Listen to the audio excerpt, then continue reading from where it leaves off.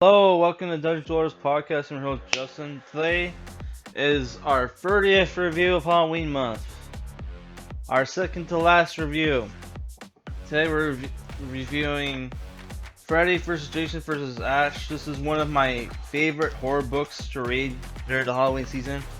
Every fucking time I forget that this book takes place during Christmas time. Which is funny because like today I took my dog for a walk and it was snowing. First day of snow. The day before Halloween. Fantastic. We're also gonna do another comic book review to celebrate Devil's Night. Pro comic review.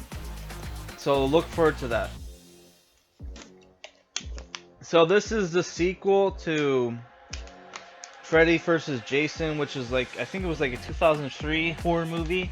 I remember watching it, the first time I watched it was when I was a kid. On Thanksgiving, me and the other family members would hang out, and between the dinners and the brunches and shit, all the kids, me included, would hang out in the basement and watch horror movies. And one of the horror movies we watched one time was Freddy vs. Jason. Because if people don't know, Canadian Thanksgiving is like a couple weeks is in October. It's not in like November like it is in the States. Like I think our Thanksgiving is literally on the same day as your Columbus Day. I could be wrong. Yeah, so I would say I really enjoyed this book back in the day, and rereading it again. And I should mention this book came out in 2008. It's pretty good, I would say. I really enjoyed it. It's probably the best of the three Army of Darkness books that we've reviewed for this channel. The story is by Jeff Katz, who wrote the script, I guess, for the first movie. And but this book is written by Anthony Kuhoric, art by Jason Craig, and like this is published by Dynamite Entertainment and Wildstorm, because I guess Wildstorm owned the rights to Friday the 13th, which I read one of their Friday the 13th books. It was written by the duo that writes all the Jonah Hex comics. I can't remember their names. It's like, I think one's Jimmy Palmiotti. I can't remember the other guy. But yeah, like I read that book and was kind of paused, even though it was pre-2010. Yeah. So one great thing about this book is, because it's pre-2010, it's not very politically correct at all. You even have the F slur dropped a few times for the book, which is a breath of fresh air.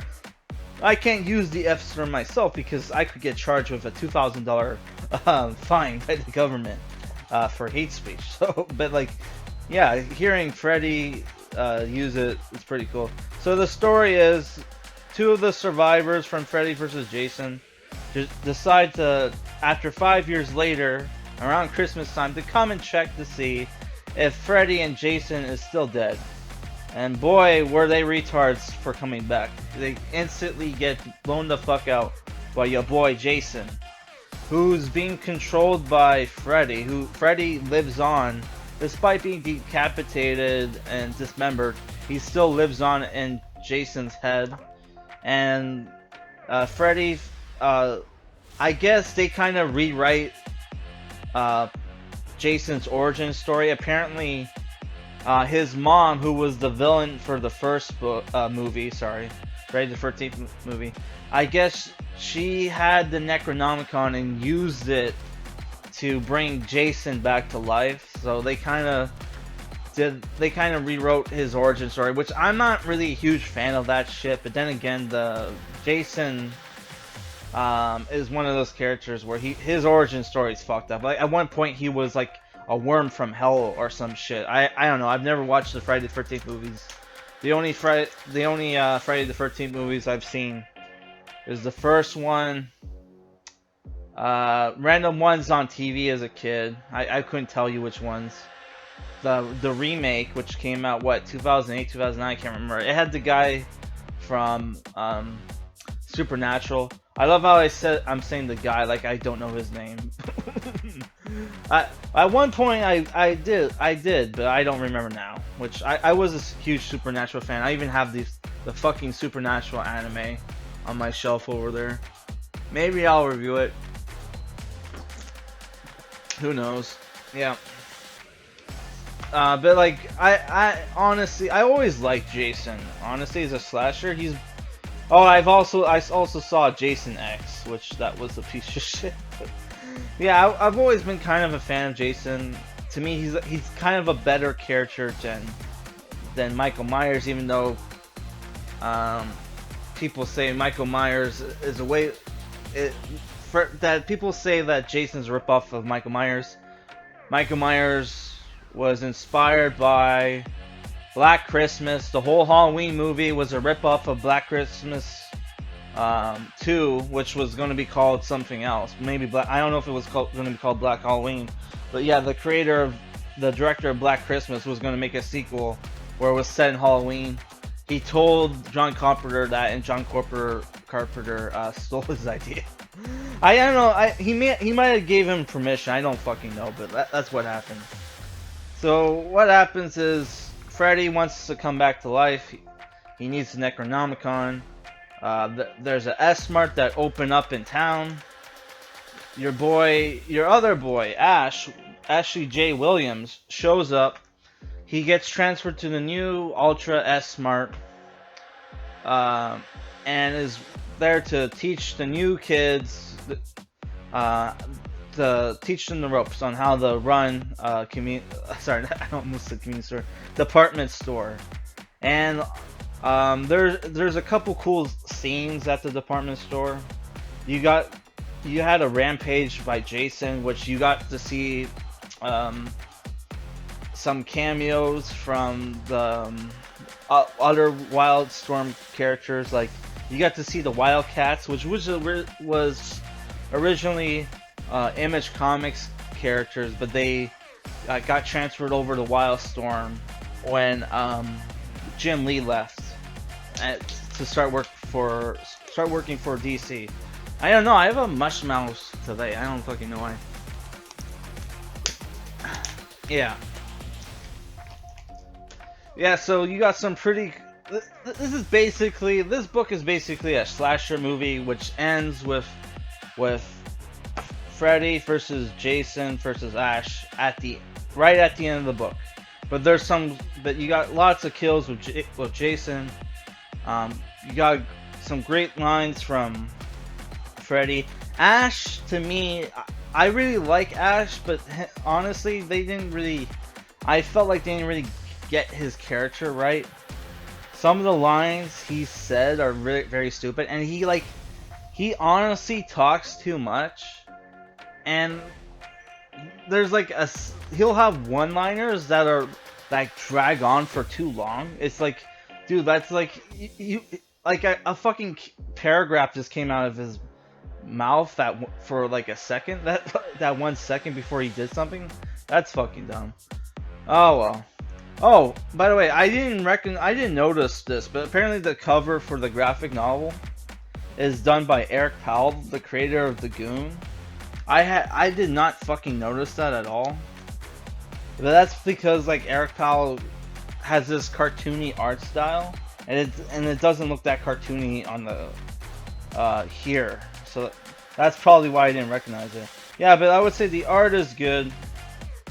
The gore is good, though there were some fight scene, some kills here and there that were kind of retarded. Like there's one scene where Jason kills an old guy with a shopping cart, and it's like you see the gore come out from the shopping cart, and it's like the guy went through a meat grinder or something.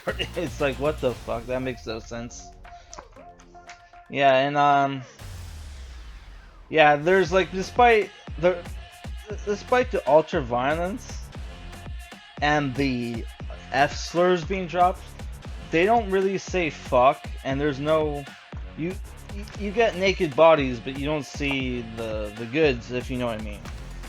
Which I thought I don't fucking get these fucking like comic book publishers. It's like, this is suggested for mature readers, right? But we can't get nipples. It's like, and we can't get the F word. It's like, what the fuck, dude? I don't fucking get it. Like, and it's super gory. And like, you even get a scene where like Jason Jason is cutting people in half, like his name is the Mountain.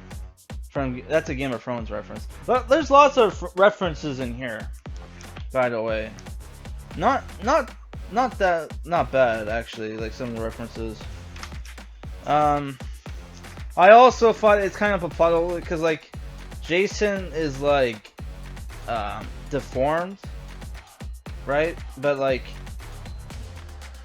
his eyes, when he's wearing the mask, they match up, right, with the mask, right? And the mask is the eye holes are perfectly aligned, and you can see both his eyes, right?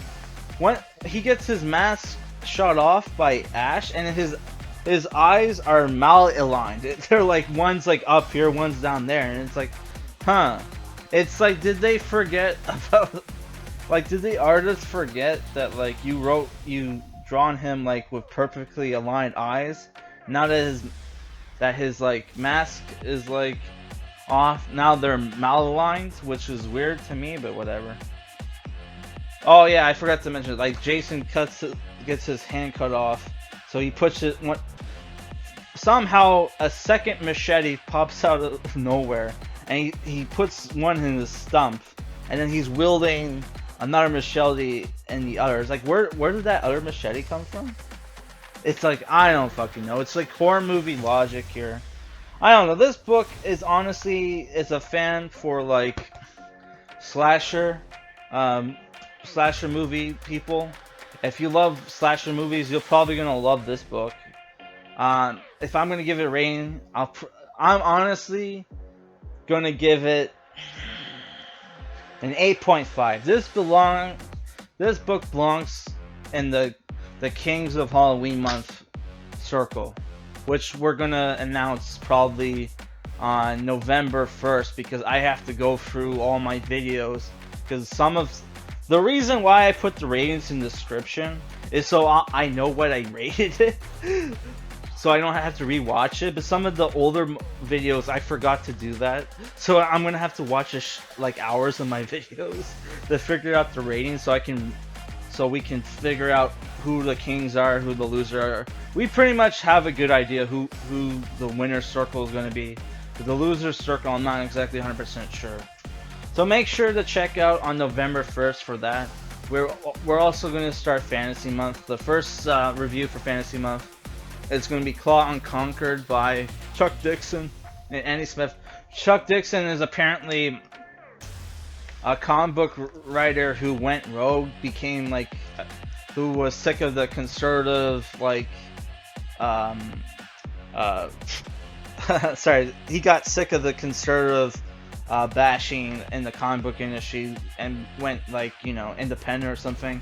He did like a book with Vox Day, which I haven't read, but I don't know, it got good reviews according to Bounding Comics or whatever. What are they called? I got them bookmarked here. Bounding into Comics. Yeah, they gave a good review. Yeah, so make sure to check out our horror movie reviews. I haven't decided on horror movie to watch for tonight.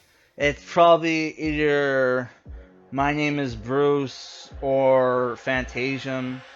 I'm gonna do a coin flip to decide which one. And tomorrow for the final Halloween month review, we're reviewing Night of the Living Deadpool by Callan Bunn and Roman Rezendes. We started off with a Deadpool book, and now we're gonna end the month with a Deadpool book. It's like, poetry, it rhymes. Alright, peace.